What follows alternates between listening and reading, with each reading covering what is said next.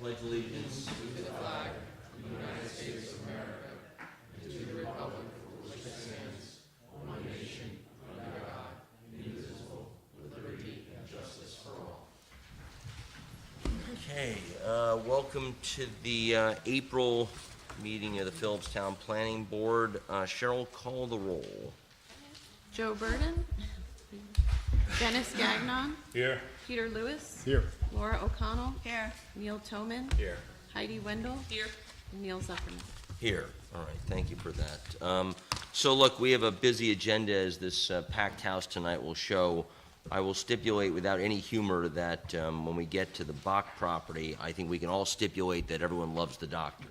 So I don't think we'll need to spend a lot of time telling us what a great guy is. I think we've heard that and we believe it too. So that's something we don't really need to go a lot into. All right, Cheryl, let's approval of the minutes. Can I have a motion to approve the March minutes, please? So moved. Second. Second. Any edits, corrections, deletions? Hearing none, all in favor say aye. Aye. Aye. Opposed, abstentions, minutes approved. Any correspondence, Cheryl? Okay, great. Public hearing for the veterinary hospital. Cheryl, you want to read the abbreviated version of the announcement, please? The Planning Board of the Town of Philipstown, New York will hold a public hearing on Thursday, April 20th, 2023, starting at 7:30 p.m. at the Philipstown Town Hall, 238 Main Street, Cold Spring, New York, 10516, to consider the following application. Bach Veterinary Hospital, 475 Fishkill Road, Cold Spring, New York, 10516, tax map number 27.11-1-34, project special use permit minor, relocation of veterinary practice to owner's residence, home occupation conforming to subsection 175-41, to establish a veterinary clinic within the existing garage space of the premises to be performed by the owner of the property. No visible change to the exterior except for a permitted sign. Dated at Philipstown, New York, this 30th day of March, 2023. Neil Zuckerman, Chair. All right, great. Do we have a list of public speakers? No? Is there a list out there? Oh, yeah, sorry. Oh, look at all this volunteerism. This is amazing. Do you want to say something, Mr. Lawyer? Let's keep it again abbreviated. I think everyone's familiar with the situation. Hello, Mr. Chairman, members of the board. Maximilian Mahalik with the law firm of Cuddy & Fader on the behalf of the applicants. I know that we're looking to keep this concise. Our main points were submitted in our letter of March 9, looking at the site plan criteria, minor special use permit criteria, and the home occupation criteria. Just for the record, there are no exterior improvements other than a zoning compliant sign that would be less than 3 square feet in area. Based on the points provided in the letter, there would be no nuisance created by this, no significant adverse environmental impact. Traffic flow would be at a minimum with appointments scheduled throughout the day, and there will be more than sufficient parking with 6 parking spaces, including 1 ADA accessible space. So we do feel very confident that this does satisfy all of the criteria articulated in the zoning code. I know there are members of the public here to speak, so I will turn to that. Following the comments from the public, Mr. Chairman, I'll defer to you, but typically we do request closure of the public hearing. Just one caveat, I would ask that any written comment period be kept open to the next meeting, because I understand that we are waiting for comments from the Conservation Board and the county. But other than that, happy to answer any questions. All right, I think we'll just jump into the public comments. This list does not identify who's here for what, so can you raise your hands maybe who wants to speak on behalf of the veterinary clinic? Okay, that's not why everyone's here. Okay, 3 people, so it's, 4, 5, okay, now, okay, cool. Can everyone raise their hand who would like to speak for the veterinary clinic? Okay, ma'am, in the end, why don't we start with you? Why don't you come on up here, just state your name and make your comment. We're gonna do a 3-minute limit here on this one, and then let's see, can you raise your hands again, please? This will be a lot easier. Let's just get names. Can you just, okay, sir, just state your name out loud. Mark. We'll do Mark. Just write Mark. Let's just make it with Mark. Just say your names, please. Doris next, sir. Terry. Ma'am in the back. Can you say it a little louder, please? Tish. Eva Sharp. Eva, thank you. Good voice, sir. Kevin. Ma'am in the front with the yellow sweater. Kathy? Jill? Anyone else who I didn't call their names? Sir? Anthony? Anyone else? Sir in the back, name, please? Wally, thank you. All right, ma'am, go ahead, please. Hi, my name is Shauna Cataldo, and not only am I my animals patients of Dr. Bach's, I'm also one of his neighbors. We live kind of like access behind him. I live behind Harold Lyons on Old Postal Road, Okay. right adjacent to the firehouse. I know that there's been issues of they were concerned with traffic flow and patterns. It's a county road. Fishkill Road is always busy during the day. There's constantly cars on it, up and down. There's a firehouse right there. I don't think it would impact traffic. I think it'll be an asset to have them there. And it's a shame that they've been delayed so long because now Cold Spring is without a vet. You want to go somewhere, you have to go all the way to Fishkill or Peekskill. And I think, I can't wait for them to be able to operate. Done? Yes. Okay, thank you very Thank much. you. You wanna Mark, followed by, Followed by Doris. okay, great. Mark Forlow, Lake Surprise Road. I'm a neighbor of the Bachs, and I've also used their business for my dog for 17 years, and it's, my experience is it's been a very reputable business. When I used to go to their business down in town, there was never any issue with parking or such. I don't anticipate anything like that here. I don't see any significant issues for having the business in their home, unless there's things I'm not aware of. It doesn't appear to me to be problematic in any way. Just one person's opinion, but I think it's a good business to have locally, rather than have to go to the next towns up and down Route 9. So that's it for me. Thank you, Mark. Doris. Followed by, Followed by Terry. Hi, Doris Jean Kolarek. I've known Dr. and Mrs. Bach for probably close to 30 years. I used to work as a veterinary technician with Dr. Bach before he had his own business.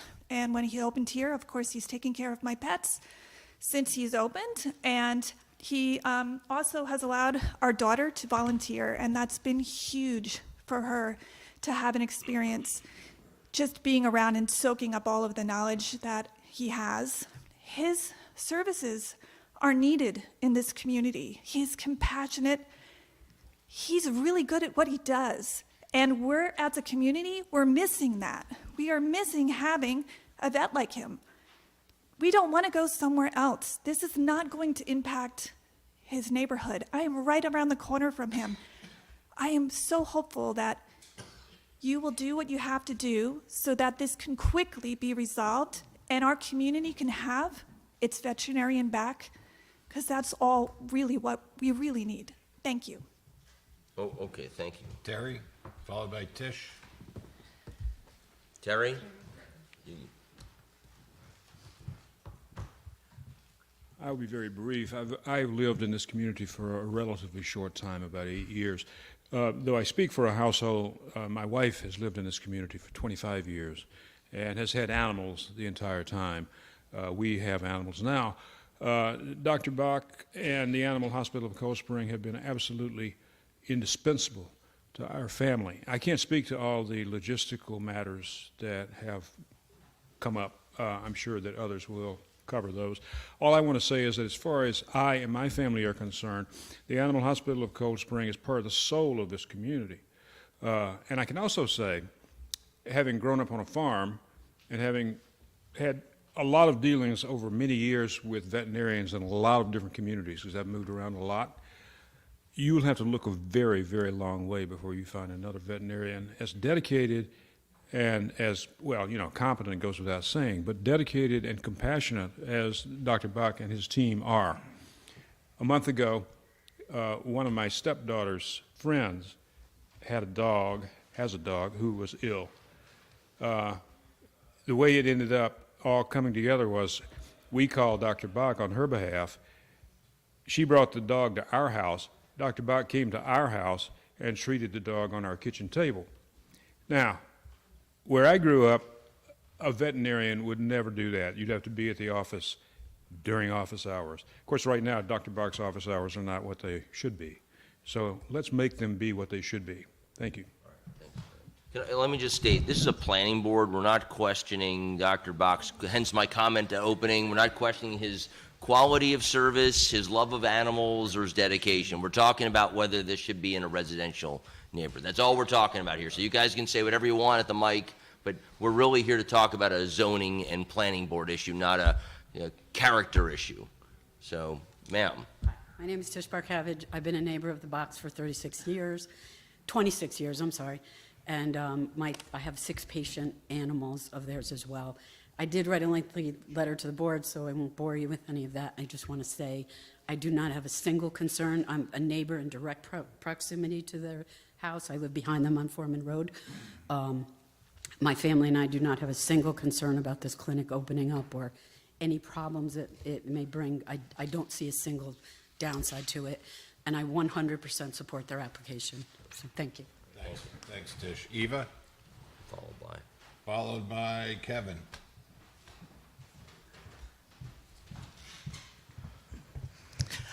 Good evening. I would like to reiterate what Tish said. I have lived in this community for over 20 years. I'm on Old Fishkill Road all the time. It's a busy road. There are people that go to the firehouse. There will be people that will be able to go to Dr. Bach's when he opens. I really want him to open very badly because I miss being able to go to a vet that's in the community. Thank you. Eva, Kevin, and Kathy afterwards. Kevin Hetty. I live across the street from the proposed clinic. Hate to be the other side of the spectrum here. I just don't feel that it's the right spot for a busy clinic. And I'm sure there'll be dogs there, there'll be animals there. You know, it's a peaceful residential spot where I am. And I have concerns with, not really the traffic, the noise. You know, there's going to be dogs, it's a kennel type situation probably. And I don't know anybody in here that would want to live next to a kennel. Certainly I wouldn't. I know he's a good doctor, nothing against him personally at all. I just don't feel it's the right place for, you know, pets coming in and out constantly, which I'm sure will be the case if it goes through. So that's my concern for the neighborhood. Thank you. Thank you. Thanks, Kath. Followed by Jill.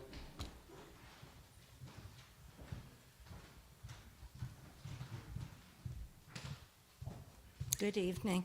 I may be the only speaker this evening who is also a veterinarian. I have known the Bachs for, well, the whole time I've lived in Cold Spring, which is 13 years, and I know he is an excellent veterinarian. I miss being able to go to him with my animals.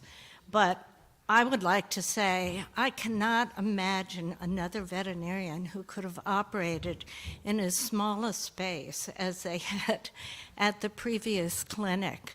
And they had apartments above them.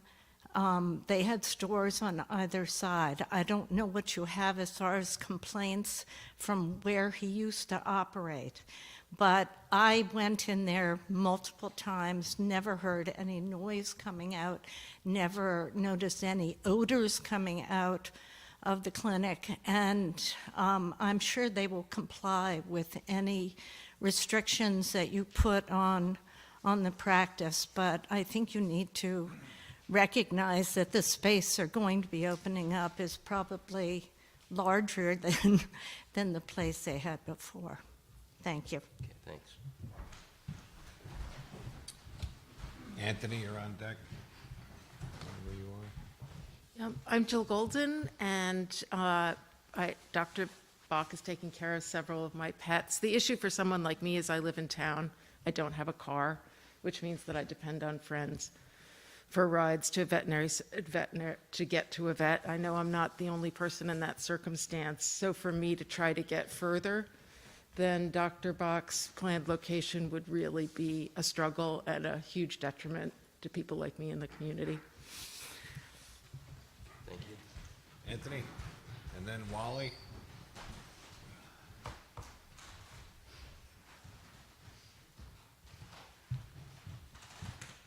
Yeah, good evening. I can't speak to being a neighbor. I'm here today just to support the Bachs. They took care of my boxer for 13 years, and I think the reason why my boxer lived as long as she did was because of the awesome care. It was really kind of more of a family atmosphere. And I think since they've not been around, I take care of my daughter's boxer now locally here, and we don't really have a place. I don't really kind of have that same sense of security now, that I know that if I'm under my watch now, that I would likely have to bring her to Brewster or Peekskill or some other place. So really just hear and echo a lot of the sentiments that have already been expressed. Thank you. Thank you. Thank you. I think that's it. Wally? Oh, well, yeah, Wally.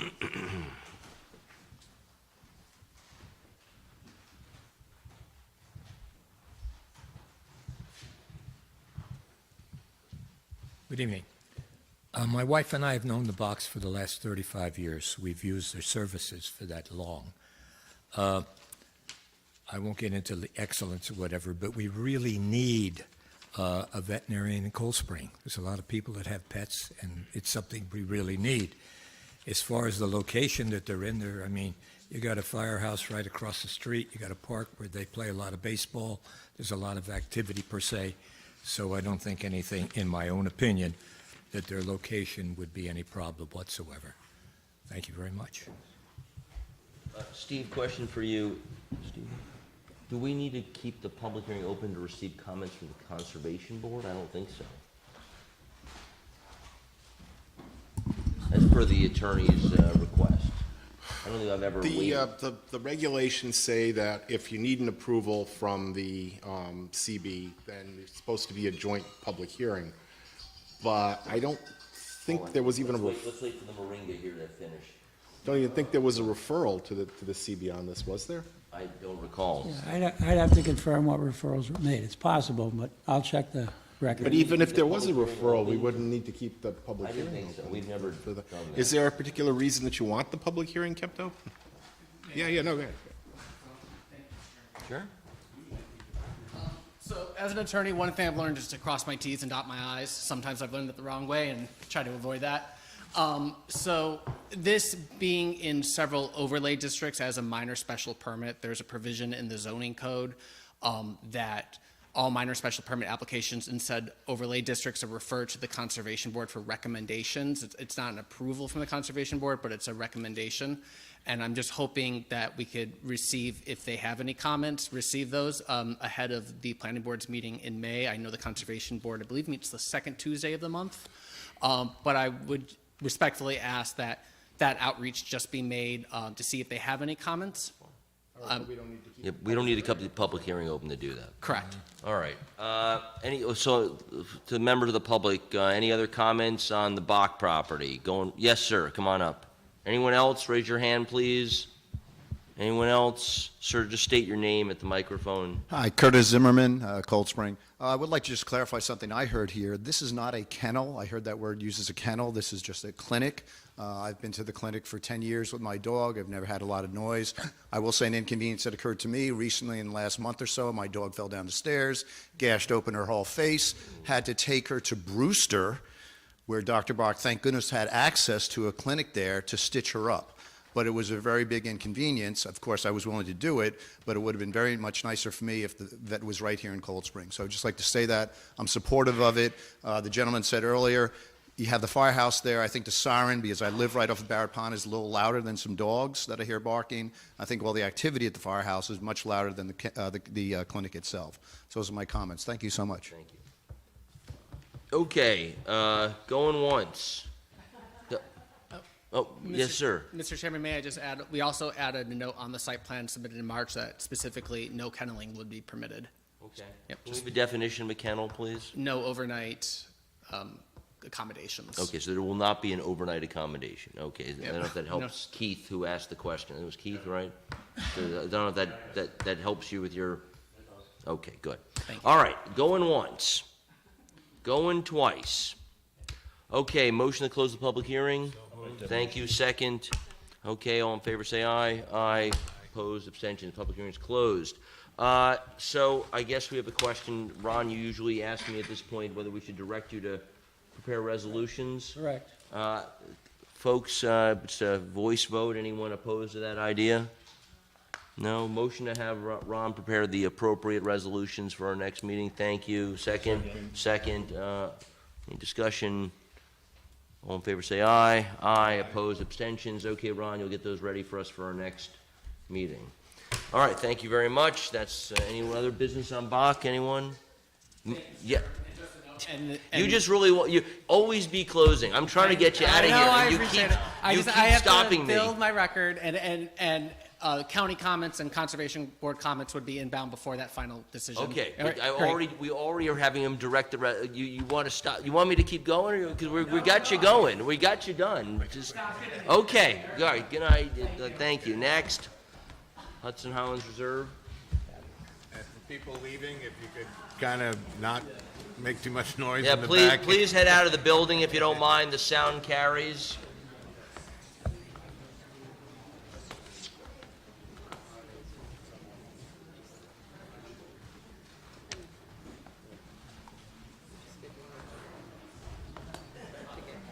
You laughed at me, but well,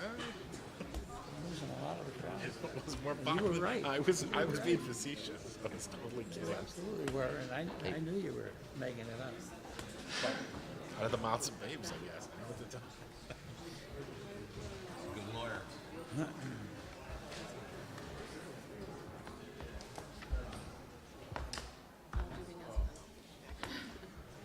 He's got to read the notice first. All right, now we're going to do the public hearing on Hudson Highlands Reserve. Cheryl, you want to read the notice, please? Sure. The Planning Board of the Town of Philipstown, New York will hold a public hearing on Thursday, April 20th, 2023, starting at 7:30 p.m. at the Philipstown Town Hall, 238 Main Street, Cold Spring, New York, 10516, to consider the following application. Hudson Highland Reserve Conservation Subdivision, Route 9 and Horton Road, Cold Spring, New York, 10516.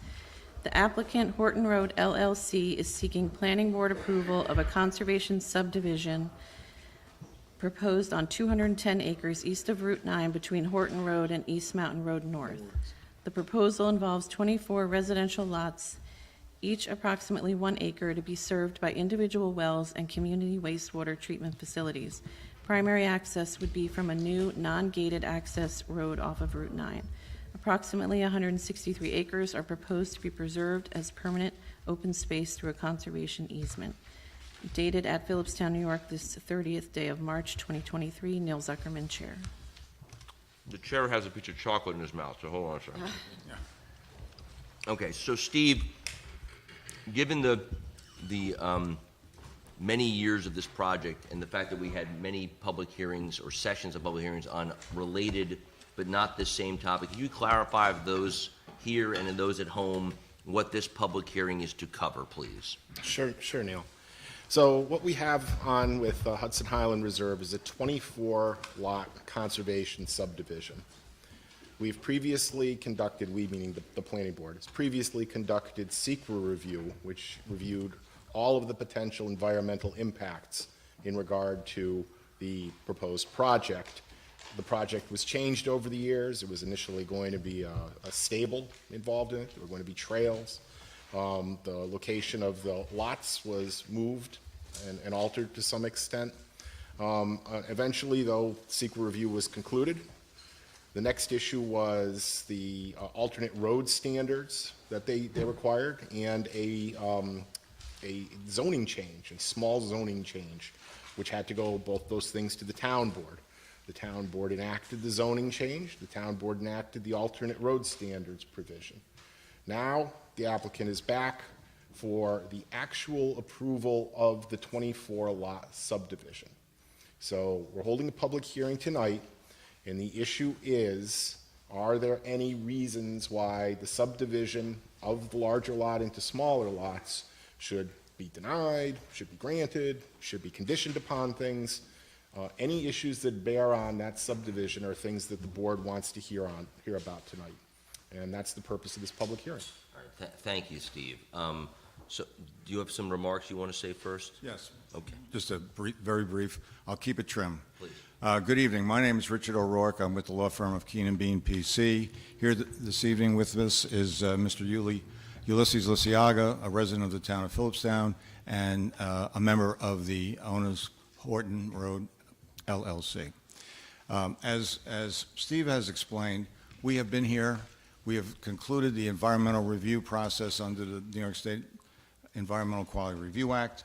And what we're going to do is just give you a brief presentation of where the property is. Glenn is here, Glenn Watson, who will be taking you through the site. The project is located in what area is known as the North Highland section of the town. It's generally proposed to be east of Route 9. The access is only from Route 9.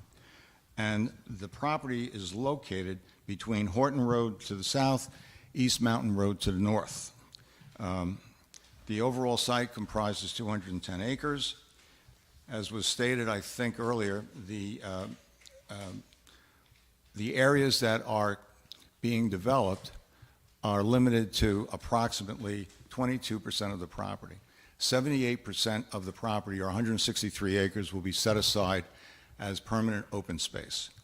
The areas that are being preserved include the Ulma Pond, Clove Creek, all the delineated wetlands and watercourses, as well as other portions of the property that could be developed. The new construction of homes will occur on 22 of the 24 sites. There are 2 structures already on 2 of the lots to be created. So with that, let me turn it over to Glenn. He can take you through very briefly the layout and the changes that have evolved, particularly around Ulma Pond, for keeping it as pristine and make it as pristine as it can be. Thank you. Good evening, Glenn and Watson.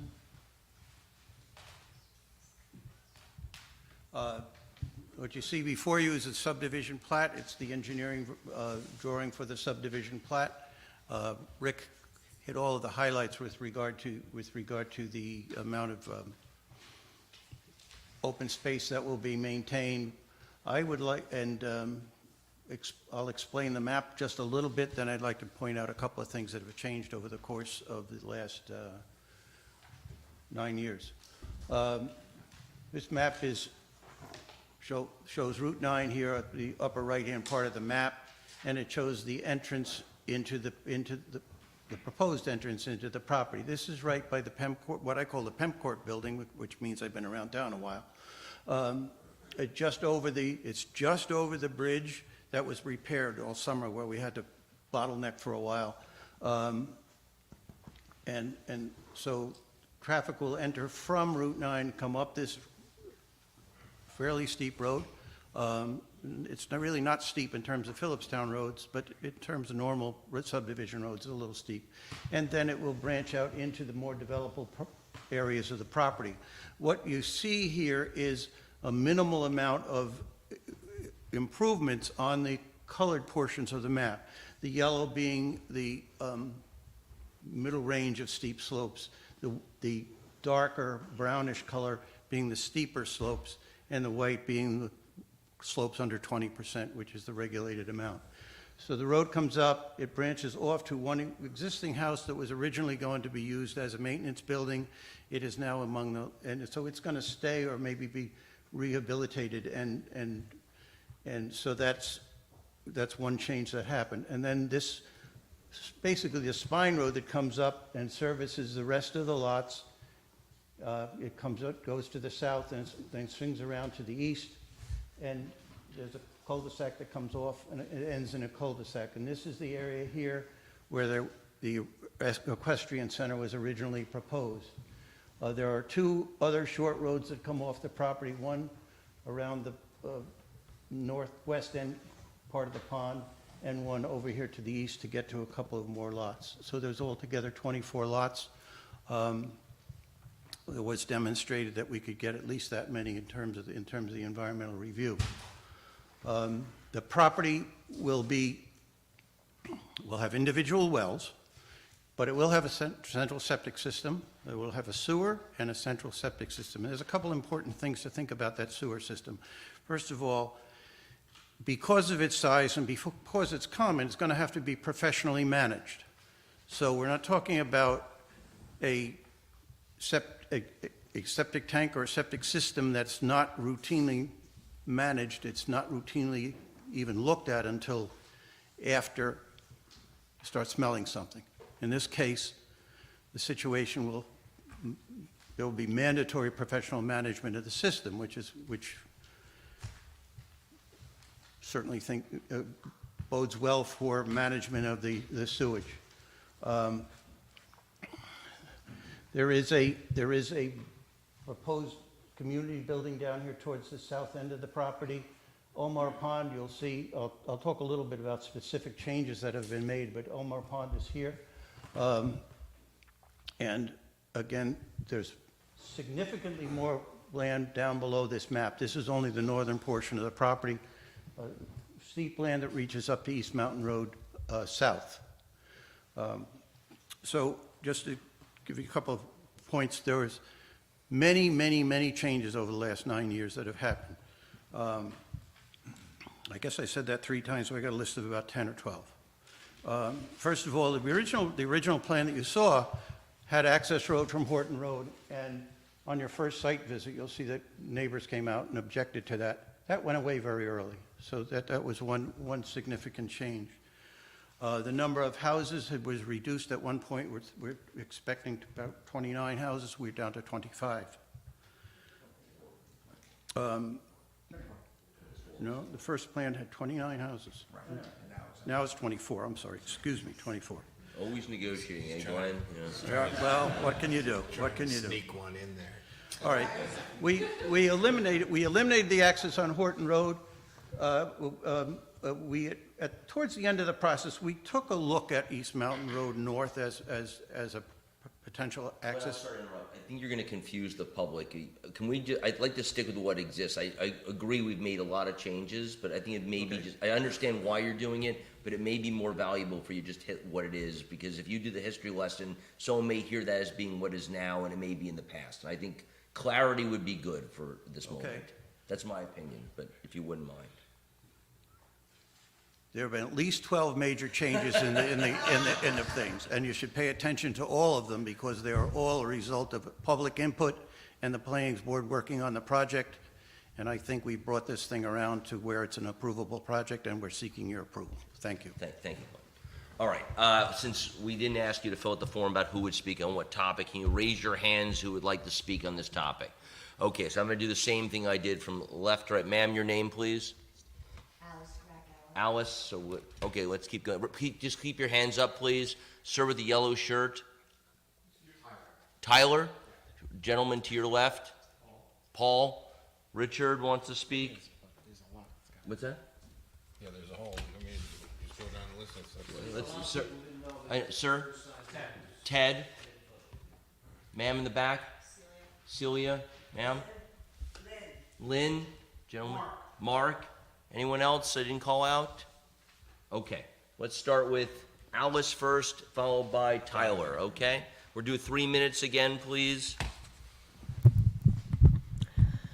I live on East Mountain, so I have a lot of... State your name, please. Alice Krakauer, East Mountain Road North. I have a lot of concern about the construction noise for 24 houses. I don't know whether they're going to be built at the same time or over months or years or whatever. East Mountain's a very quiet place, and this will shatter the peace up there. You know, the acoustics are wild. We hear the train. I live on the top of the mountain, and we hear the train. Dennis can tell you that there's a lot of, you know, crazy up there sound-wise. But to go through all that, and my question then is this going to succeed? I mean, apart from any issues that people have about the project, you know, what is the market for this kind of housing? That's my question. And has there been any market research? Okay, so if someone has between $1 and $3 million to spend on a property, why would they choose to live in a suburban enclave or enclave, kind of in the middle of nowhere, if they wanted to live on 1 acre, in a community, in a suburban environment, why not live in Westchester where you're closer to New York City? This is kind of really nowhere. It's not near either of the trains or restaurants or anything. It's actually near noisy Route 9, which is going to only get noisier with the warehouse that's going to be built and more trucks. But, okay, so someone who wants to live in a suburban environment, why would they choose this rather than Tarrytown, for $1 to $3 million? If someone wanted to live in a rural setting, I looked at Zillow today for $1 to $3 million. My God, I was drooling over what you could get. There are properties, with an unobstructed river view, tennis courts, 5 acres, 14 acres, one of them, for under 3. So I'm confused about what the target, buyer is for this, and whether there has been any market research, whether there's any proof of concept here. So that's kind of my question, to go through what we're going to go through on East Mountain and then have this fail. I mean, it's not going to be a tax bonanza if people don't buy the houses, but it could hurt the property values of people who live near this construction or anywhere on East Mountain on that side. Thank you. All right, thanks, Alex. Now Tyler, followed by Paul. Hi, my name is Tyler Isaacson. I live at 127 Esselborn Road. I don't think that this plan should be approved as a conservation subdivision because, as you can see, and this isn't including the rest of the land, as I know was mentioned, but the overwhelming majority of the land that's being set aside for conservation is completely undevelopable due to the nature of the steep slopes, and I don't see how this is an improvement to Philipstown to conserve undevelopable land and call it a conservation subdivision. Furthermore, is this driveway here still being considered a possible access road for construction? I know we didn't get to hear the details of the plan. No. It's not anymore? This road here is not going to be used at all for construction? My understanding that it's not going to be used for construction, except for The access off of East Mountain Road North will never be used. I can't say it will never be used, but it will, the first way will. Glenn, have to just get come to the into mic, work, please. and Glenn, could you just- we'll go in. Glenn, could you just come to the mic? You want to say? Well, we'll have to get into the property somewhere so we can build the road down to Route 9. Hey, So, let's so keep that will going be there. that will be the first thing, but that will be very limited. Once we'll open up the road to Route 9 first, and once that's done, that will be the sole way into the property. So you want to keep going? Just briefly, thank you for clarifying that. That's understood. As we know, there's been a lot of development in this area of Route 9, and I'm concerned that any development happening here, given all of the clearing that's happened for these development sites here along Route 9 and East Mountain Road North, are resulting in this area becoming completely deforested, and it's really dramatically and drastically changing the nature of the area. Thank you. Paul, and then Rich.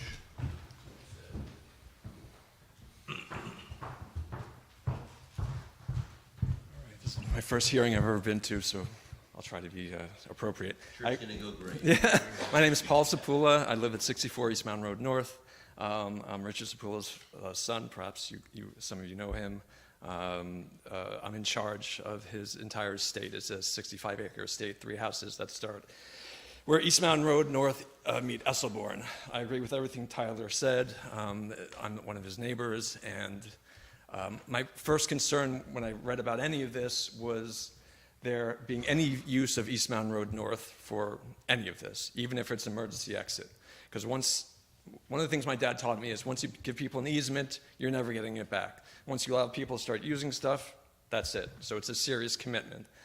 East Mountain Road North already is, I think, overburdened with the amount of traffic that funnels down to it.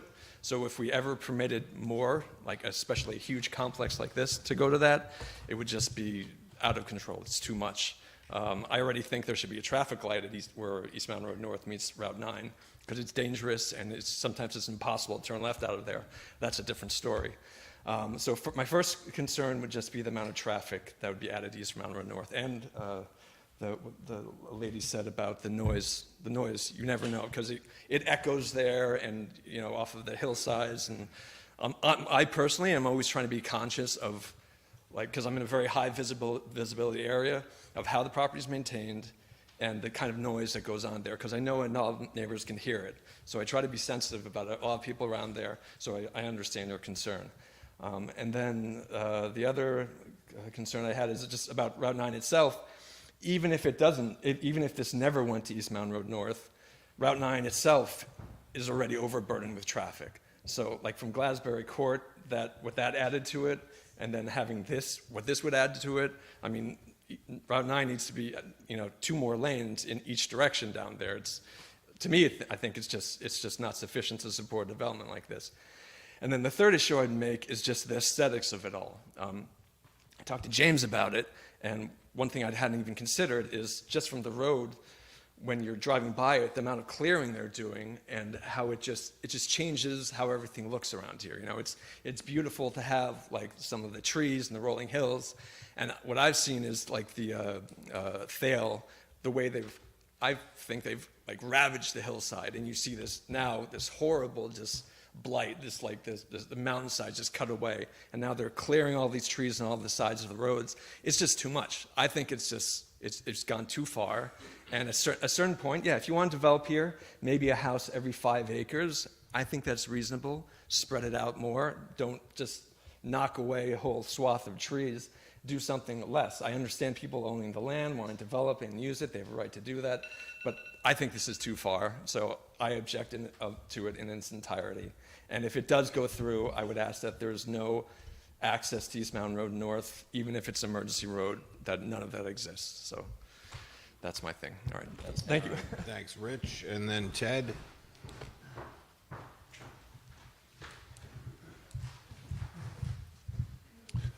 Hi, Richard Butensky, East Mountain Road South. The first thing I want to say is that I think that there was something a little off about the notice on the hearing, because there were a lot of people that wanted to attend this hearing that I spoke to. I found out about it sort of late in the game also. I'm an adjoining neighbor, and I never got my notice. Nothing was sent to me, and it wasn't sent to my neighbor, who's also an adjoining property to the property that's being developed. So I would say, just right off the bat, I would like the hearing. You have 3 minutes, so let's focus on, we'll try. I'd like the hearing period to be extended. Okay, thank you for reminding me. I didn't realize that. I'll make you a deal. I will start it all over again if we can just get off the topic of the notice, okay? Because we'll figure out whether the notice came out or not. I don't know the exact details, but let's just get to the substance of Okay, thanks. Appreciate that. So I have a question about whether originally there was the horse stuff that was in here, trails as well as an arena and all of that stuff. And now it's not in there. And my question is, I know that these preserved lands can be used for agricultural purposes. I think the law says that. So can those things be added back later? Can they add horse stables? Can they add those horse trails that they took out even before the stables later on? Are they allowed to do that? And is there a way to, if they are, to limit that from happening? So that is a question that I have.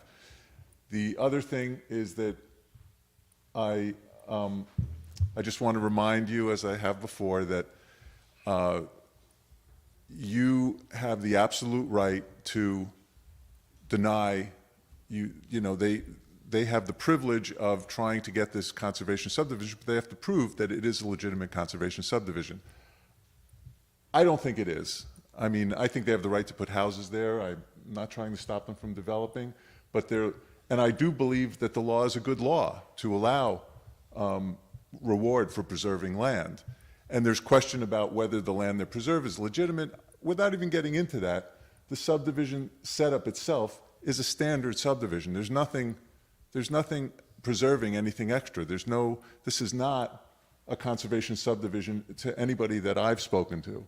So I just want to remind you that that is in your hands. You have no obligation to approve this as a conservation subdivision. You have the full right to alter this and change it and ask them to do whatever you want them to do. It is within your purview.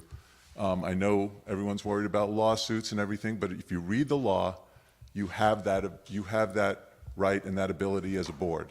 And I just want to remind you to take advantage of it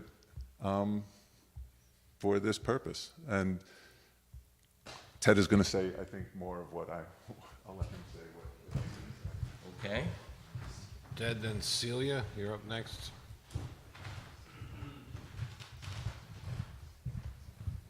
Good evening, everyone. Ted Warren. I'm here representing the Hudson Highlands Land Trust. First I want to thank you for accepting these comments as you move into this subdivision review process. Hudson Highlands Land Trust continues to believe that what the applicant suggests is a sufficient biotic corridor down here to the farthest east of the proposed development here is too narrow and does not account for the disruption to wildlife caused by human activity, such as the conversion of forested land to lawns, noise, light, domestic pets, road traffic, things like that. The east-west biotic corridor on the southern portion of the property and leading to Ulmer Pond is insufficient for the passage of a full suite of wildlife species from the high conservation value areas on the property to other high value conservation areas on the property and beyond. This area is one of the most sensitive natural resource areas on the property, and the proposed house lots right in here, 16, 17, 18, 19, will create a pinch point here in this what's been called a biotic corridor. And so if the conservation of a biotic corridor is a goal, those parcels should be preferably moved to a part of the site that has a much lower conservation value, such as this developable land in here where I believe houses were originally proposed and were moved from here down to where the equestrian center was originally proposed. In terms of the conservation easement, proposed conservation easement, Hudson Highlands Land Trust remains concerned that any proposed conservation easement will not adequately protect the property's conservation values. HHLT urges the town to require that the proposed conservation easement be drafted and stewarded by an organization with a long-standing expertise in conservation easements, such as a land trust, Alliance accredited land trust, with the expertise and resources to steward and defend the conservation easement in perpetuity. The stewardship and preservation of the conservation easement portion of this project is part of the justification the applicant is using to label the project a conservation subdivision. If that aspect of things is not done properly, that justification loses its value. Thanks very much. Celia, then Lynn. Oh, Celia first and then Lynn. It's okay. Good to see such enthusiasm for the process. Hello, everybody. Thank you for letting me speak. My name is Celia Imrie. I have a house on Horton Road, and I'm a licensed architect in the state of New York. I've studied these plans very carefully as I can, because they contain so little information, actually, the kind of information I think you should have in order to make a decision. So I'd say you send these people back to the drawing boards, because they have not provided you with enough information of what you need to know what the future of this property is going to be. You just do not have it. There's a tremendous amount of soil moving and extra material coming in order to stabilize, in order to avoid disaster from runoff. If you look at the plans, you'll see some of it in there, a lot of it in there, tremendous amount of it in here. They're bringing in plastic and other materials in order to stabilize stuff. If you build a house that's, let's say, 3,000 square feet, how many square feet do you think you need to clear around that house? Try double that. So we look at these little houses along the lanes. We think, oh, it's going to be so pretty, there's going to be trees in between. No, other people have mentioned it. It's going to be cleared. There's no other way to build. In addition to that, These folks are saying that they're creating a conservation easement, it's already been stated, but they're actually using almost all the buildable land. They're not actually letting any of the buildable land be for other types of habitats. All the animals have to go to the steep slopes now. Where's that? In general, I think that the property as a subdivision, as 1 acre lots, another problem I have with it is the asphalt. We on Horton Road and on East Mountain Road, we all have dirt driveways with very few exceptions. Very, very few exceptions. Some folks who have a really steep passage up to their property have to use asphalt, but many don't actually. They survive off of a dirt road. This subdivision has not only huge wide roads, because you need them for the fire and all the rest of it, okay, as wide as ours will be inside of a private subdivision, but you're going to have driveways up to the houses, and some of those driveways are like 50 feet long. Every single foot of asphalt impacts our environment. There's nothing in this material that says that these driveways are going to be porous. There's so little information about what the houses are going to contain. There's nothing on the subdivision but guidelines of who's going to run it and manage it. There isn't any information around who's going to be taking on the conservation easement. That hasn't been proven yet. No entity has stepped up and said, I can't wait to do this, I'm going to help you. That's not happening. So I think this board has to take an extremely careful look, and also the fact that for many years, almost a decade now, we've been opposing this. Just because it's not an equestrian right now doesn't mean we're like, oh great, it's just houses. That's not the topic. That's not the topic. So don't be blind. Don't realize it. Not all of us are here tonight. Like, I'm representing the whole road and all of East Mountain Road and many other people. There's a petition that got signed with over 600 signatures. So not everyone's here tonight to be able to voice their opposition, but I am. Thank you. Thank you, Celia. And Lynn and then Mark.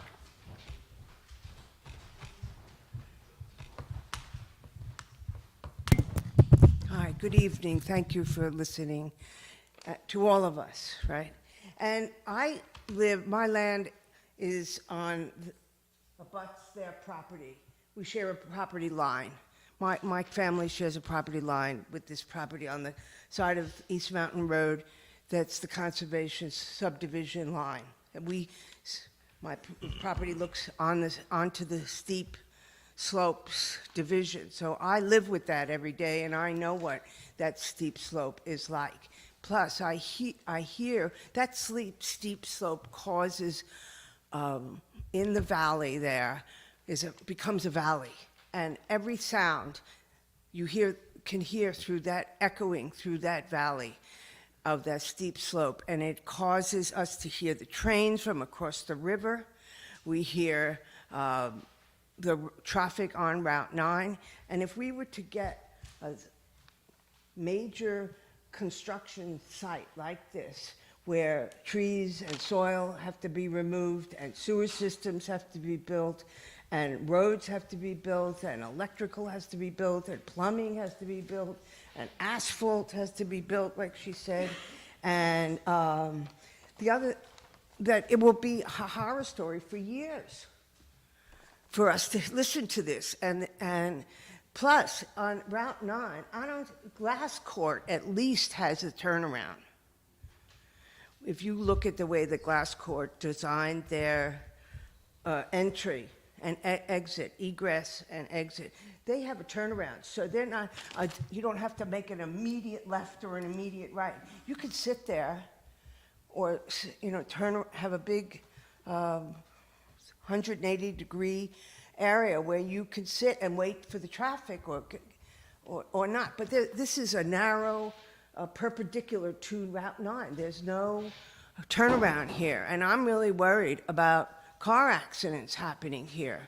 I mean, we have, like the other gentleman said, Route 9, East Mountain Road North, is a constant problem we have of turning on that corner and the dark, steep slopes and icy in the winter. And it's Route 9 is a very dangerous place over there. There's no lighting. And this was another cause of danger. At least Glasgow understood that, or Glassberry, that they understood that they needed a turnaround. And I don't know why they didn't, unless they don't own the land, that they didn't make a turnaround there. Because I see accidents just waiting to happen here. Okay, that's it. All right, thank you. Mark?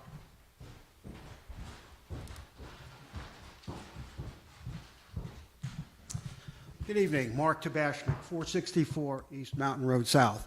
So I've been here a number of times over the years. Someone stated it's been 9 years since review. I think that should tell us that the community is not really behind what we see here. The details are not fully outlined to get a full acceptance of the position of a lot of my neighbors, Richard and other people that are here constantly, full-time. I'm not, but I know that when I'm up here, I try to enjoy as much of the environment and try to put back into the community in my own way as a citizen.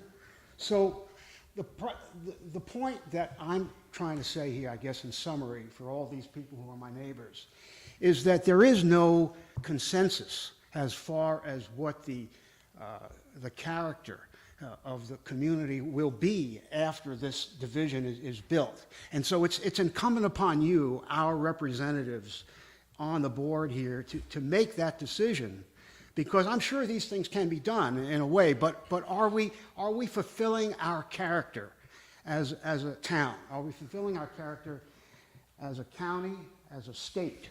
Because that's what you have to help us decide, your leadership, whether or not this is going to fit into our standards. Obviously, a lot of us don't feel that it is modeling our best expectations. And that's what I think that we hope you as our representatives take into consideration, that there's some doubts here and that we need to look at it further. Thank you. Okay, anyone else want to speak on, yes ma'am, come on up.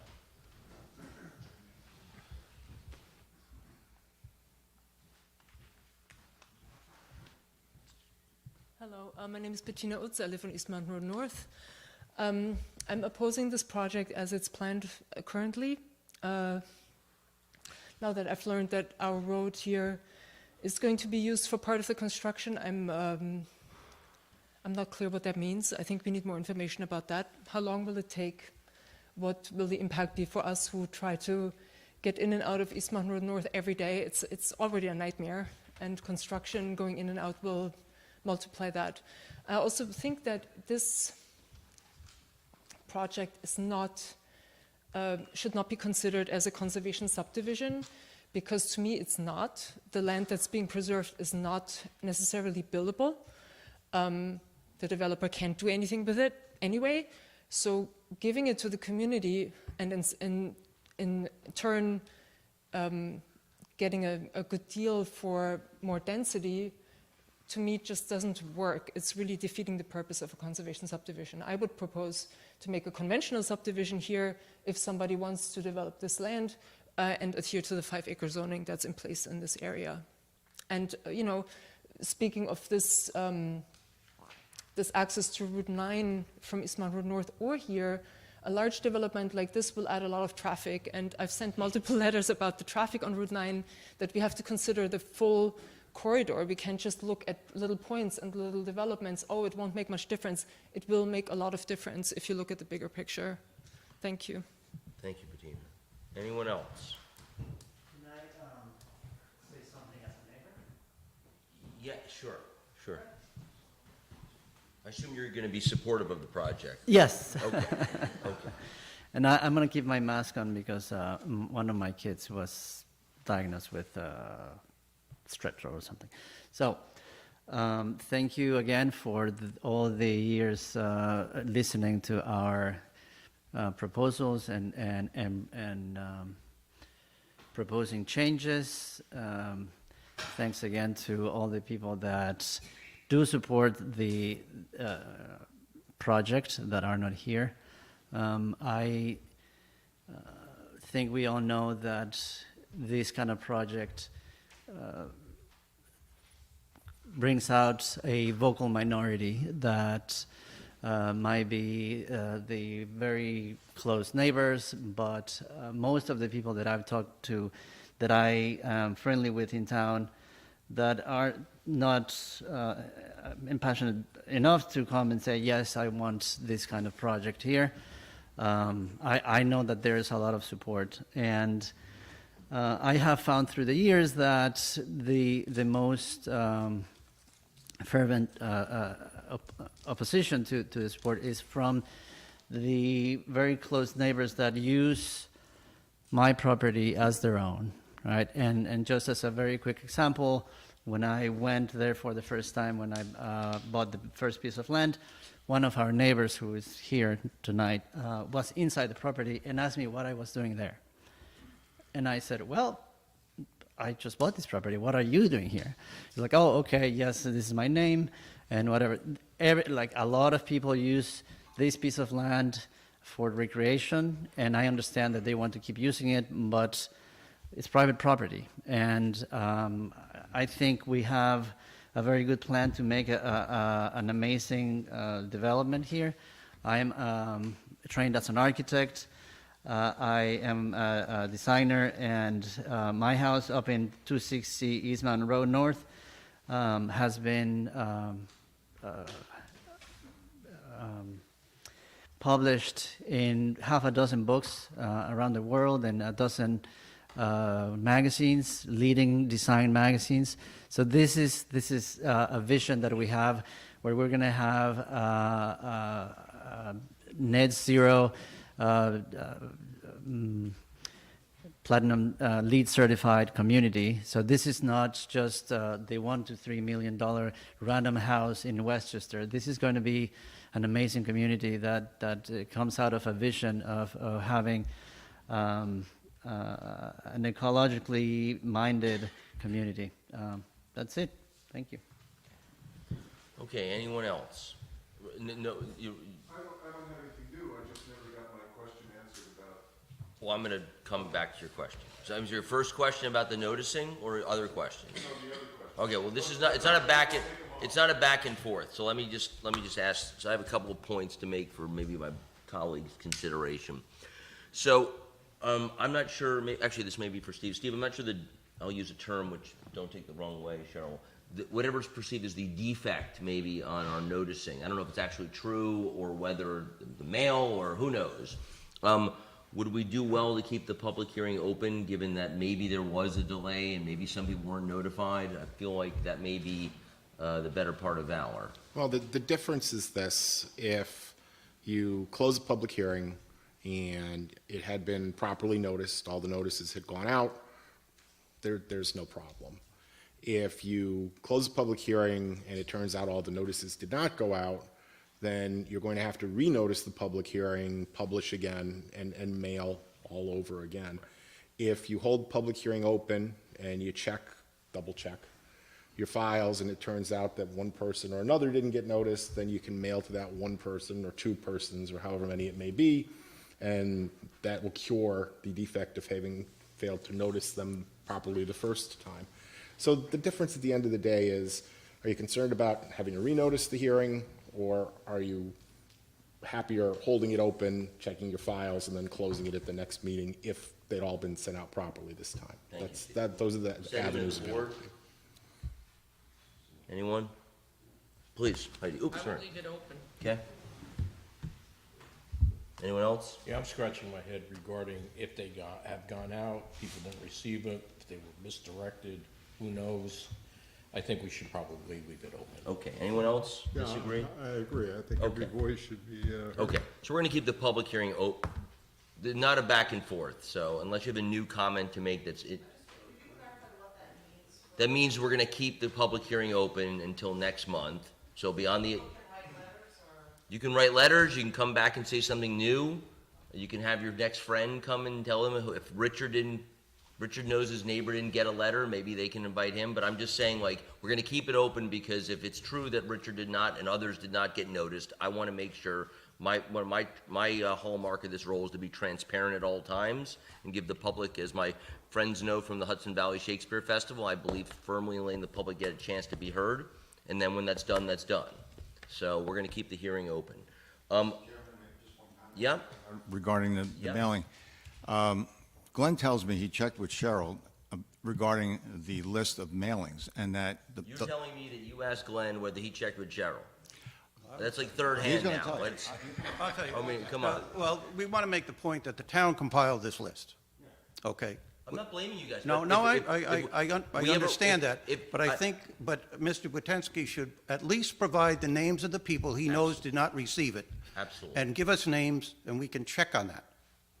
And Regardless, make sure, we're gonna and go if back I'll, to our- and we'll, we're volunteers, we're gonna go back to our day jobs after this, so No, if anyone knows, Richard, if you know anyone who didn't get informed, please let Cheryl and the applicants, folks, are you trying to talk and film at the same time? Absolutely. Oh. Sure, is that a problem? Well, do you want to come up to the mic?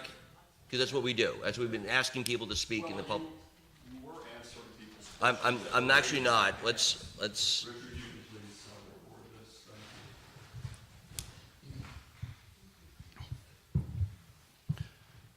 Okay, my name is Russ Cusick, 541 East Mountain Road North.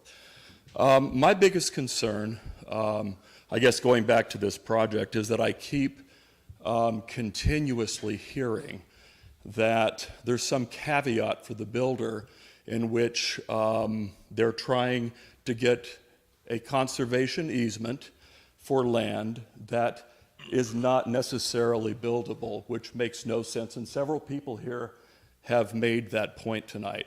So I'm asking the planning board, is that the case? Are these claims that people are making that you are being asked for a conservation easement for property that's doesn't need to be conserved because it's unbuildable? Is that a fact? So I'll answer that question just Okay. because it keeps coming up. Sure. The zoning code that we implement, I don't have my book in front of me, but maybe someone's got it, they can show it up as a prop. Thank you, my friend. This zoning code states, which I did not write. No, I don't believe anybody there were a lot of makes the people- assumption that you did write it. Actually, there are a lot I of people in certainly town that didn't. helped write it, but the I zoning certainly code, didn't make that assumption. the zoning code states very clearly what is conservable and what is not. Okay. And it does not make judgment calls for quality. It does give a discount if it's steep slopes, but our job is to implement this code. Okay. It allows for land, even if it's this vertical. It's your job to interpret. No, No, sir. it's No, not. sir. Okay. It is not an interpretable paragraph. It's very explicit. Steve, I'll let you comment on it. 'Cause I think That's it's a- absolutely right. This board applies the code. It does not interpret the code. Zoning board interprets the code, not this Okay. board. Great. And this topic has been asked and answered for 9 years. We're empathetic to the commentary of the public, but we have addressed this repeatedly about what counts as Right. conservable land. Right, I was here 9 years ago when Then they we- were. you may the remember the proposal. fund. Right, the proposal was to do the horse stables. Correct. Yeah, and I'm hearing a lot of the same arguments made this evening. Thank you for your All time. right, thank you, Russ.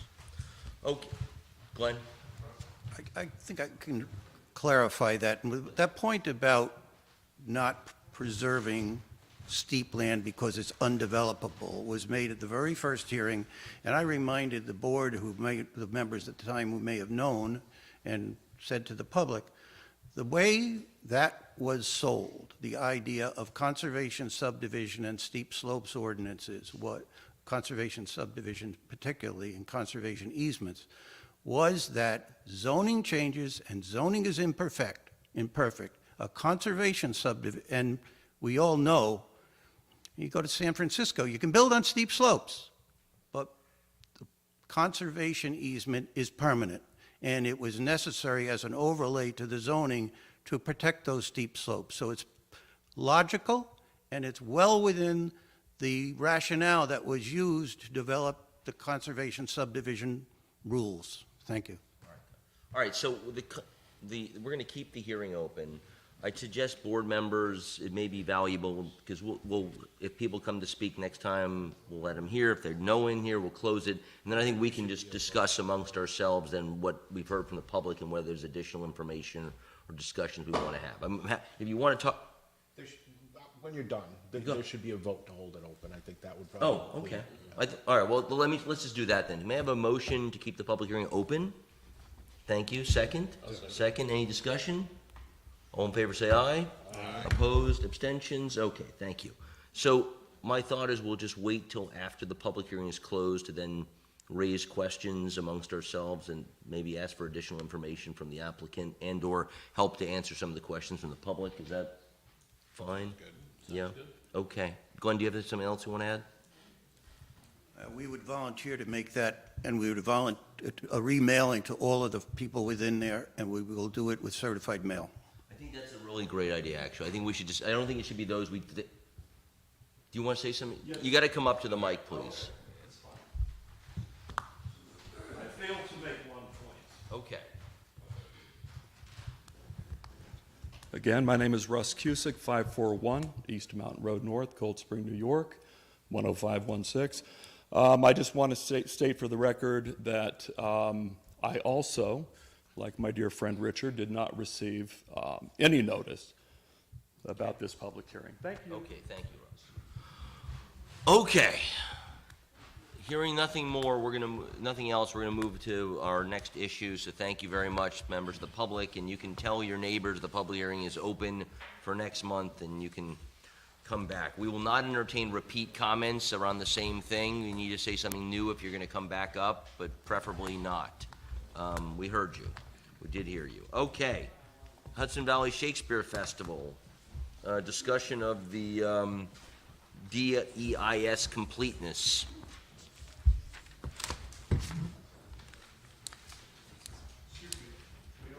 So, what do you mean about the horse thing? Your question about whether they can ride their horses in future usage? What I've said, Richard, is we are going to compile a list of questions. We have the videotape, and we've got Russ's additional video in case Celia's machine breaks. So we're going to look and see the questions people have raised, and then we're going to ask the applicant and/or our team here to help answer them for us. Okay? Promise you, we heard everything. Okay.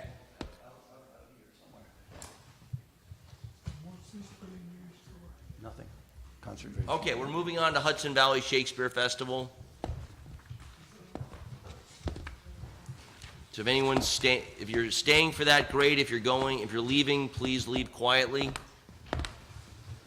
Okay, Aaron, are you going to start us off on, or do you want to say something to begin? I think this is relatively straightforward, but.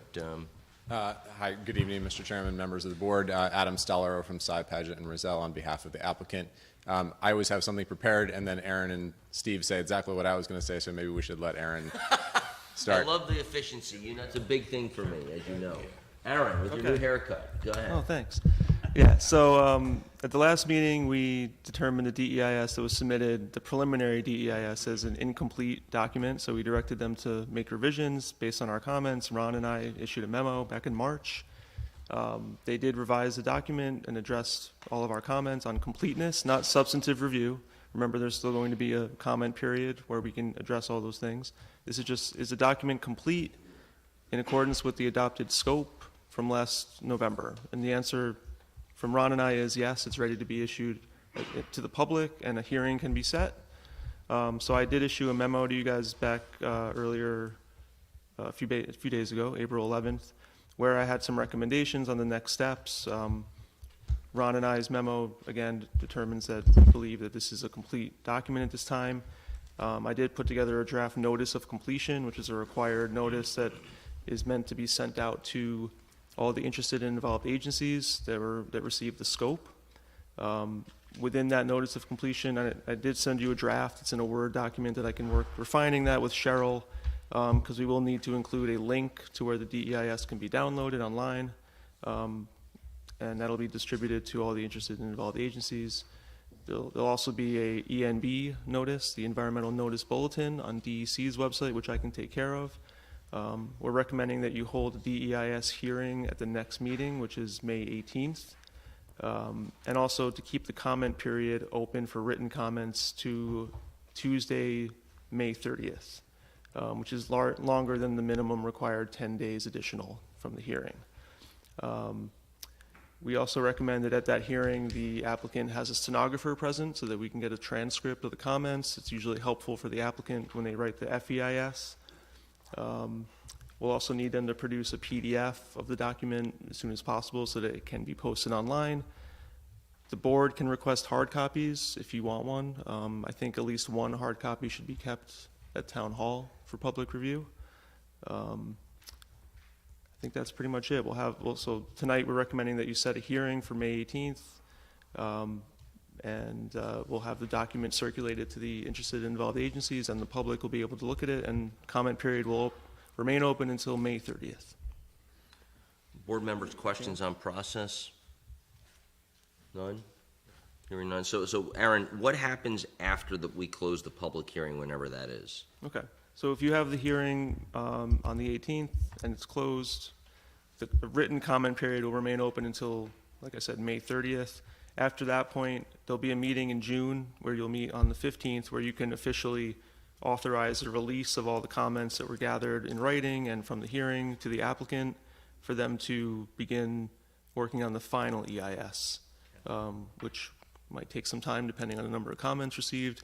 Ron and I will also have additional comments, substantive review comments on the document. The planning board members are welcome to also issue their own during that period. So when does the board discuss their view of the substance, not the completeness of the document? That would be at the hearing on the 18th or in writing by the 30th. Oh, the board members would submit their own comments as well? Correct. Okay. Okay. Other questions on process? Okay. So our task in front of us is to effectively accept that it is complete, or state that it's complete. What's the terminology? Motion and a second, and you'll accept the DEIS as complete, and you'll set a date for the public hearing. You can do that as two motions or as one. Okay, well, I'll first ask for a motion and a second on the completeness, and then we can discuss it. So we'll just move it to have a motion to adopt a notice of completion. I'll make that motion. Okay, thank you. And a second. I'll second. Okay, let's discuss it. Any viewpoints on the completeness of the document outside of what Aaron submitted? Board members have any individual views on that? Outside of what's being proposed? Heidi, you seem like you're thinking about it really hard. I'm just trying to understand if something comes up at the public, during the public comments, that tweaks a little something, I take it that if we find it complete, we can't explore those areas, correct? So it's a draft EIS, not the Right, final EIS. Understood, right. but still, we've encountered draft EIS processes that are pretty complex. Steve, you wanna I'm just okay. wondering, that's my question. Steve, you want to comment on that? Sure. You've prepared a scope. The DEIS has to address all the items in the scope, and it has to address them in a manner that's both rational and substantiated. Just because you accept the DEIS doesn't mean you agree with those rational and substantiated statements. You may challenge them or say there's additional information which contradicts it and the like. But if everything that's in the scope is addressed in the DEIS, and the manner in which it's addressed is both rational and substantiated, the DEIS is complete. Now, you're going to hold a public hearing, and a lot of comments are going to be made.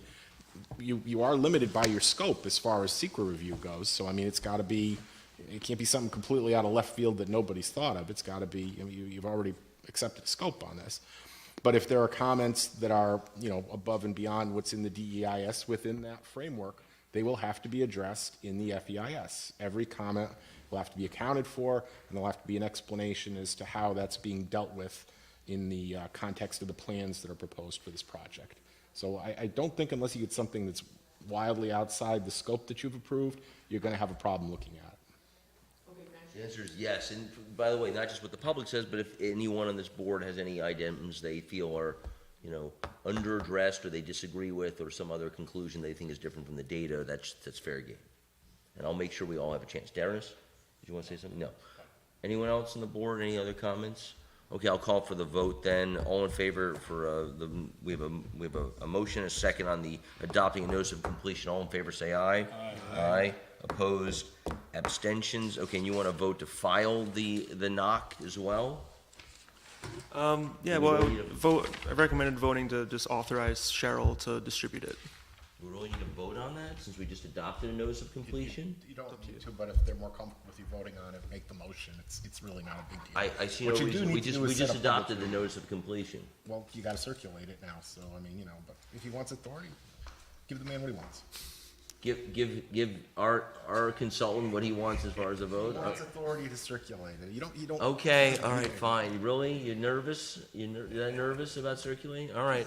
Can I have a motion to let Aaron circulate the notice? Everyone's raising it. Oh, Cheryl will be doing that, but you're authorizing your secretary to circulate the document to the interested and involved agencies. authorized? Do you really need a vote of the board? Okay, fine. All in favor for the vote, or all in favor say aye. Aye, opposed, abstentions. Okay. Cheryl, you have the power vested in you. Okay. With staff to I make am sure that sure the you paper will. copies and electronic copies get where they need to go. All right, then we do have a more important vote, which is the public hearing, which is, we're gonna do, I think next month makes perfect sense. Everyone okay with that? There's a decent chance, oh, sir. I'm sorry, but Yeah. do you think we're gonna have sufficient capacity here? Do you wanna consider the rec center or Haldane or something? Well, we don't have to decide that tonight. I don't think we do. Change the venue, yeah, that's true. You're absolutely right. Cheryl will have the authority. Now, I will probably be overseas during that date, so. Thanks. You're gonna be great. As will my second vice chair, my third vice chair. Everyone's gonna be great. We got a new guy who can help us manage the flow. That whole, like, you're speaking and next up is, he's gonna be great at, I can see it. But I'm sure it'll be okay that I'm not here. So, yes, I don't think we have to worry about the venue. I'm just saying, if you go to Haldane or the other places, you may not have Wi-Fi, so they have a line beyond YouTube. Okay. Let's see, where do we have the last, didn't we have all the public hearings here? Yeah. I don't know why we wouldn't be able to. I think we're gonna stay. I don't know why we wouldn't have it here. I think we were fine. I think we'll be all right. The last time, go ahead, go on. This is would have it here, but you gotta, I just don't remember, To be frank, you're continuing the one you had tonight, so you have two crowds. That's true, and the only trick was when we did the last one, it was, we had a split Zoom in person, right? Half the people, I think roughly half were on Zoom. That doesn't mean they'll all come out, but, I don't know. Once you go back, Cheryl, and find how many people we had at the public hearing for Hudson Valley Shakespeare Festival last time. I don't know if we're gonna get the same volume for a second round. Well, that's a whole other topic. Well, the notice of completion does note the venue, but we can amend that if we have to. The more important thing would be the public hearing notice that gets put in the paper about a couple weeks before, making sure that that's set. I don't have, I mean, look, we have two choices. Choice one is, we have it here, we have it commensurate with the, not commensurate, simultaneously with the Hudson Highlands Reserve open, continual public hearing, which who knows how many people will come. We have a separate choice, and I don't know if it screws up the knock listing, which we could push it to June, and do it in June, where I don't think we'll continue. You don't like that idea? You know what, Neil, I'm sorry I brought it up. I think, Yeah. Seriously. I think you're gonna be just fine if you hold it Yeah. here. If you have an issue with the first public hearing, and the second public hearing crowd being too much, you can require the people for the second public hearing to remain out exactly, and then ask the people of the Yeah, first one to. and we'll keep it open if, I mean, look, we'll keep it open if we have people who haven't spoken yet. So I think you're just All fine. right, is everyone okay with that? We'll do it here, we'll do it second. Adam? Great. Okay, so did we vote on it yet? I can't remember. We didn't vote. All right, can I have a motion for the public hearing here on the 18th of May? Is that the date? Next meeting? Yeah? Laura first. Second, Peter. Discussion. All in favor, say aye. Aye, opposed, abstentions. Okay, great. So we'll have the public hearing here at our next meeting, chaired by our first vice chair, fellow Neil. Okay, that's that one. Kozlowski and Effle.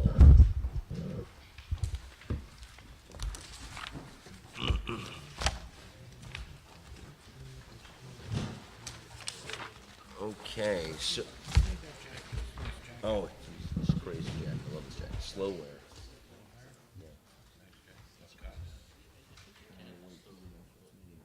It's called a deconstruction. constructed or unconstructed or some.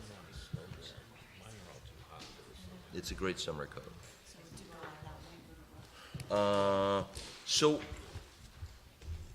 Ron, what are we doing on this? We're talking about the Conservation Board note?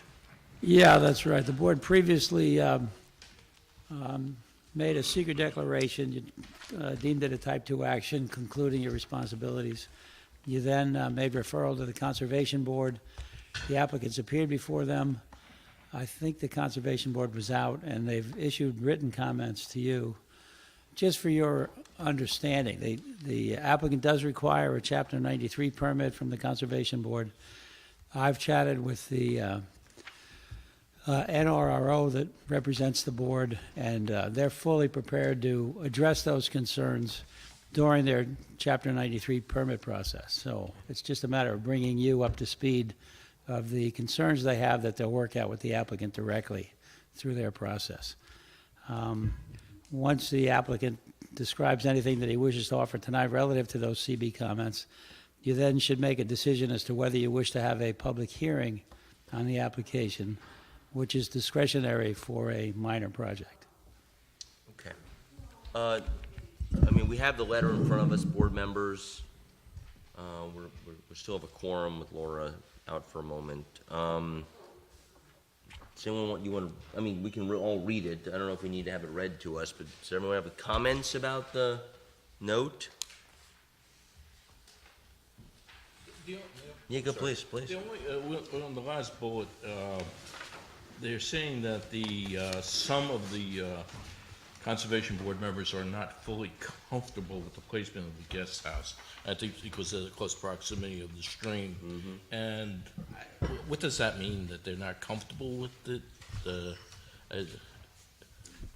They want it moved, they want something done, they're uncomfortable, but it's You're the okay. attorney for the Conservation Board as well, right? So you want to just maybe help Dennis interpret that sentence? Well, when the Conservation Board issues a water permit, the board has discretion as to conditions and terms under which it will grant it. And sometimes they say things like, if you want to have that structure that close to this water resource, you will not get your permit. So you will grant whatever site plan you feel is appropriate. They will go back to the Conservation Board. The Conservation Board may say, it doesn't fly, you're not going to get your permit, in which case they'll have to come back to this board and say, Conservation Board is requiring us to move this structure, change things. Will that still be okay with my site plan, or do you want to, approve it with changes? Do I need to give you a revised draft? So there's an interplay here between the two boards. Jason, you obviously saw this comment. What are your thoughts? So if I may be allowed to interpret the letter, I was at both. I was at the site meeting and the last Conservation Board meeting. Nobody raised any concerns with the proximity with what we were proposing. It was simply, my take on it is, they got together after we had the meetings, and it's just a caveat that maybe that maybe it wasn't unanimous, because perhaps it wasn't, but we weren't asked to develop alternates. We weren't asked to come up with different development schemes. Okay. So they gave us a list of items that they wanted us to we were given some areas that they wish to have some remediation done. The stream crossing seemed to be of concern because there's an elevated invert. So we were given direction with regard to remediation and some mitigating measures, but we weren't asked to propose alternates. So Cheryl, could you send a note on our behalf to Andy Gower and ask him to clarify the sentence? Because I think Dennis is right. This sentence is unfortunately not that helpful, because if nothing was said in the meeting and some is a... Here again, I mean, if some disapprove and most approve. I don't, some could be interpreted as lots of things, so I don't know the answer. And since none of us sitting here wrote the letter, including you, Jason, we don't know what he meant. Go ahead, Dennis. When we did the site visit, we all looked, or I believe we all looked at the existing retaining wall. As you look over the retaining wall, the stone retaining wall, you could see the stream. It was mentioned that that wall was coming out, and that's where the guest house was being built. And then we discussed a possibility, we just sort of spitballing, let's say, can you pull the foundation back on, I guess it would be the north side, if I'm not mistaken, of the existing retaining wall, and leaving the retaining wall in place? Was that a conversation? That wasn't discussed. Okay. They didn't have those concerns. Okay, other comments on this letter? Mr. Chair, if I could speak to that for a Please, minute. please. Just to put that in some context, the issue, that uncertainty that's raised on page 2, I specifically asked Max Garfinkel what that meant. Yeah. And Max advised that it was merely a remark made by one member of the Conservation Board in the discussions. Easy. So Easy. it's still a matter that needs to be resolved at the CB level, but it did not appear even to Max. So some was one, according to Max. Exactly. Okay. So understand, Well, I it's a think we matter still to be need discussed. clarification from Andy. Go ahead. You could, and that's fine, there's no problem with that at all. But if there's not a specific direction to this board, there's not a specific suggestion as to what, if they're just flagging it, if this is, and maybe just as one person's comment, something that this board might want to look at, but the CB doesn't dictate to you what to look at or how to find. They're just bringing it to your attention. That's all this is. Now, that the CB may view it differently when it goes back to them, as I said earlier, but for your purposes, all right, they mentioned it, you're aware of it. Yeah. If you want further that's just. Cheryl, would you please send Andy a note and just ask him to provide, that specific sentence, I think we'd benefit from that. Thank you, Dennis. I think our next order of business is to schedule a public hearing. Yeah, decide if you wish to have one, and if so, schedule it. I think we're pretty consistent in doing so. Going to get a voice vote on whether we should. Anyone opposed to it? Yeah, okay, fine. So can I have a motion to schedule a public hearing for this project? So moved. Thank you. Second? Okay, any discussion? All in favor, say aye. Aye. Here's a challenge. When? Now, I know Jason, so I'm not gonna even look in Jason's direction, because he's gonna start giving me looks. He seems to like want to really gesture in my direction. We have a really busy May, and there's no way, Jason, it's gonna get on the docket. So even if you get ready for it, I'm gonna tell you we're not gonna meet and you're gonna be unhappy. I mean, maybe you'll get some billable hours, but your client will not be happy.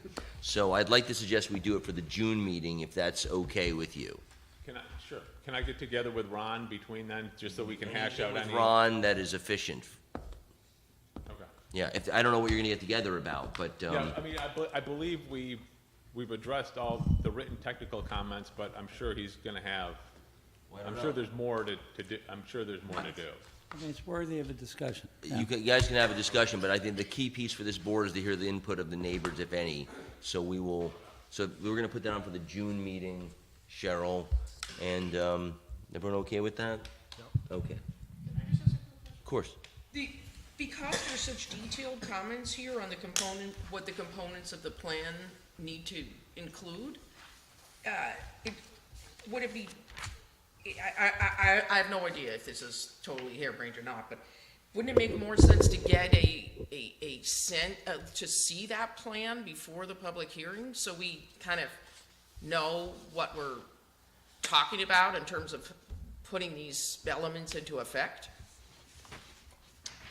My interpretation of these statements is most of them are about what to plant, and I'm not entirely sure that would change the, I mean, this is part of the record. We could certainly make sure this is posted, but I think it is. I don't know, is your reading of this that these statements would change the view of the public coming, like remove non-native invasive species, use native meadow seed mixes? I'm just not sure this. Like the unimpeded flow of the stream, how much the buildings are gonna affect the stream and possibly disturb it. I don't know. I guess what I'm That's saying how is I read it, but these make things better, not worse. So Yeah. if the public came and said, we're really upset about the impeded flow of the stream, Yeah, I you'd see your say, point. good news, the CB wants unimpeded flow. I guess if I were you, I could picture a member of the public who was, if there is anybody concerned about the stream, thinking, Sure. I'd like to see how you're going to protect it.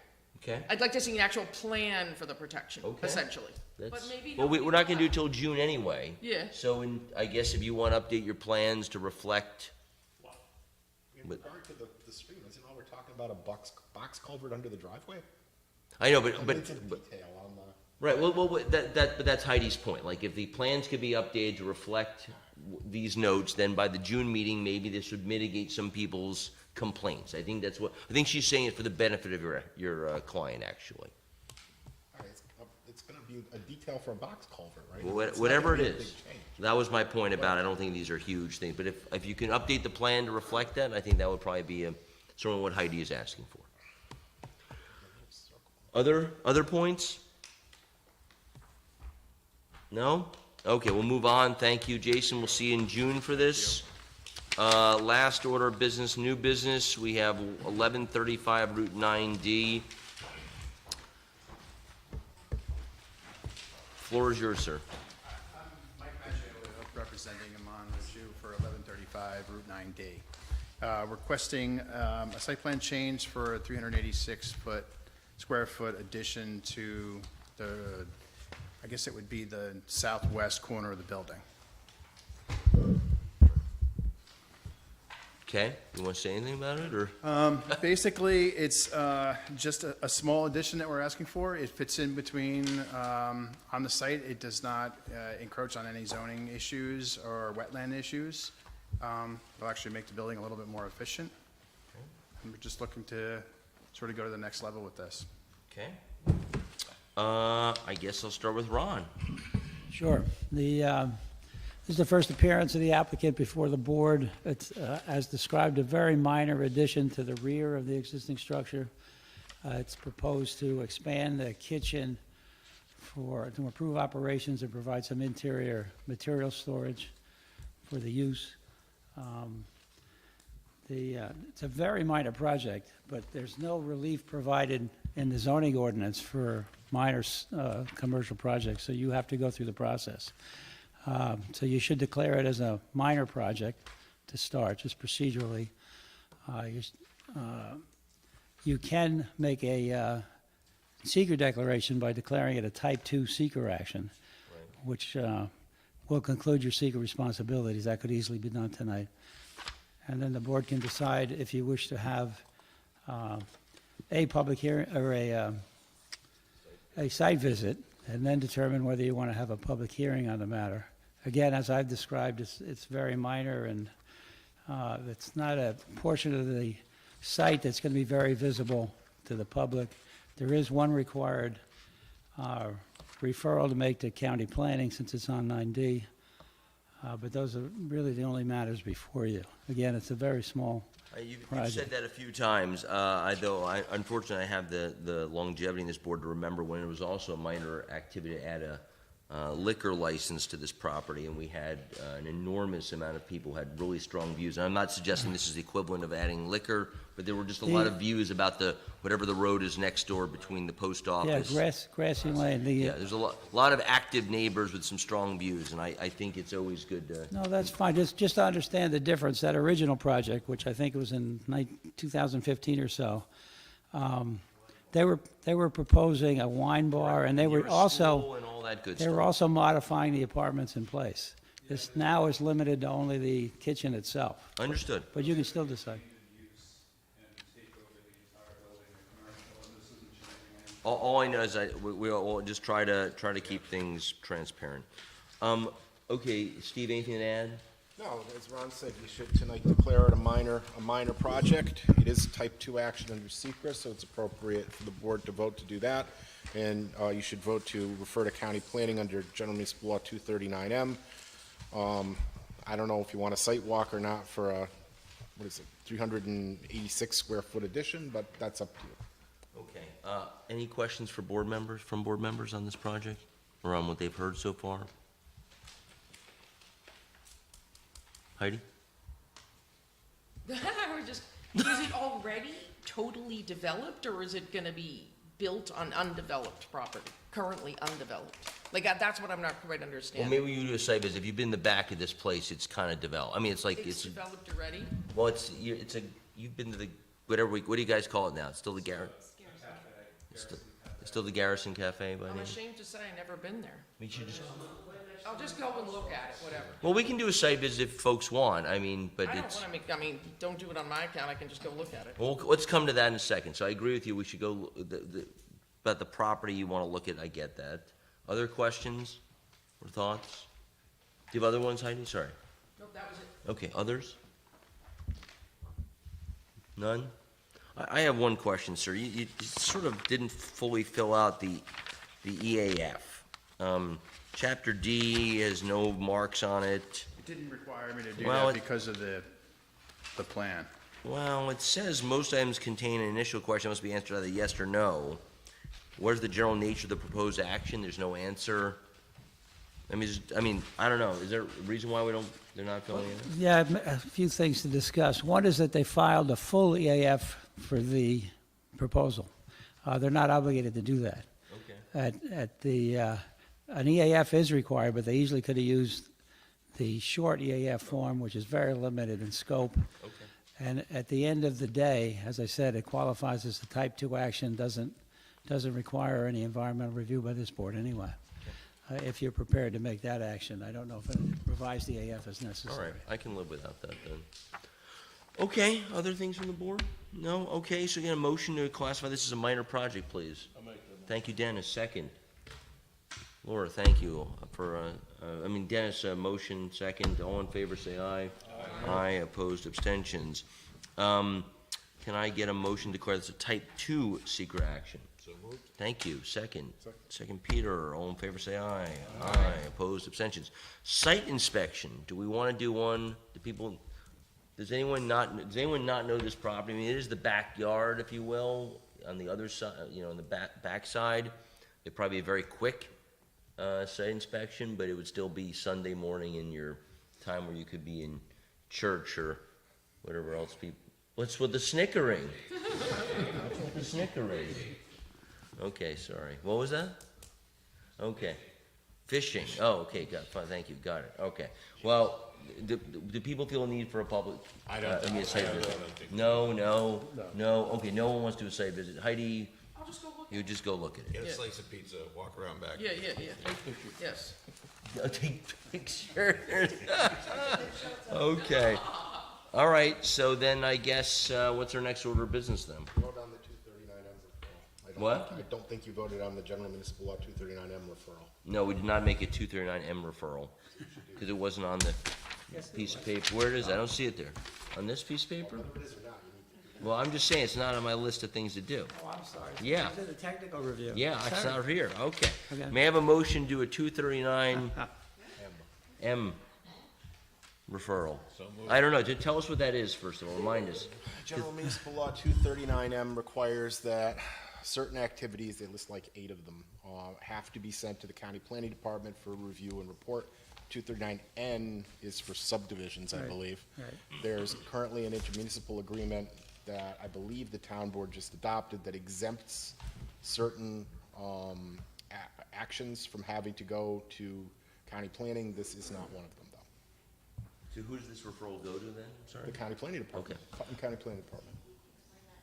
One more time, please, more simply. Putnam County Planning Department needs to have this application referred to it for review and comment. That's what you should vote to do. Yeah? Okay. You have a motion to refer this to county planning. Thank you, Peter. Second, what about new guy? You wanna do a second there? Just get in here? Second, very good. All right, very good. Feel like you're a full-fledged board member now. All in favor, say aye. Aye, opposed, abstentions. All right, so what's our next step on this when we get back together? Should decide whether you're gonna have a public hearing on this, or just move it towards a Should resolution. we just schedule a public hearing now? I mean, since we're not having a site visit, Since you're queuing up. but we're gonna do it in June again, because we have no capacity for our next meeting, unfortunately, sir. He's gonna- A public hearing. Well, that's the question. I mean, that's the question. Without any slight to your client, I just feel like this is a physical space of the last time again. I'm not saying it's the same level as but I just would not want to not let the public be heard, and then they I just, This is just an addition on the back, which I you know what really it won't is, see. I know it is, but my bias is always to let the public have a voice, and no matter how, if it takes another meeting, at least it allows, so that's my bias, but my colleagues may have a different view, and I'll take the temperature of the board. But this pushes it into June then, I correct? know, sir, I know, sir. So, folks, I'm not dogmatic about it, if the sentiment of the board is to not do it, I won't feel obliged, but just, No, we had a pretty good turnout with the gas station across the street when they wanted to put that canopy in. It was a vocal crowd, so I think it. That's a much more highly visible.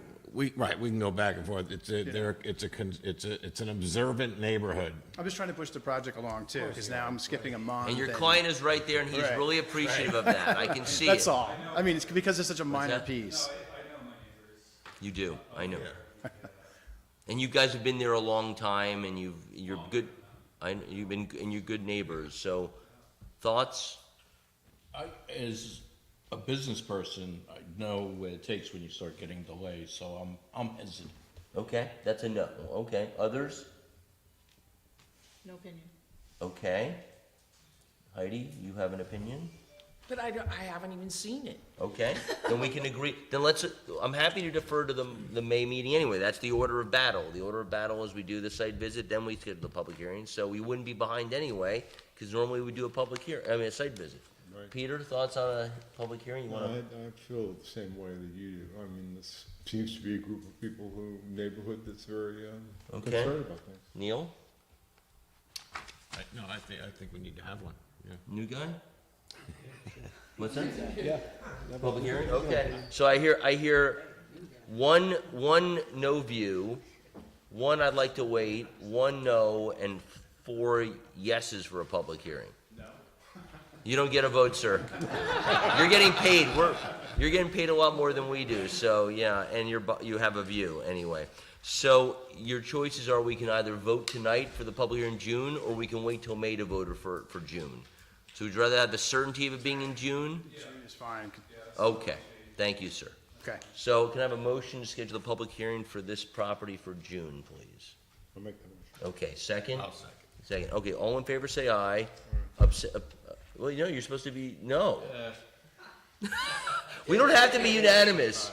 The former chair of the NPR board would say that unanimity is a failure of governance. So you voting no is actually a good thing. There you go, all right. Still passes. We'll have it in the spirit. Okay, anything else? Any new business? So thank you, sir. Any new business for the board? Motion to adjourn? I'll make that motion. Thank you, second, thank you very much. See you guys in May.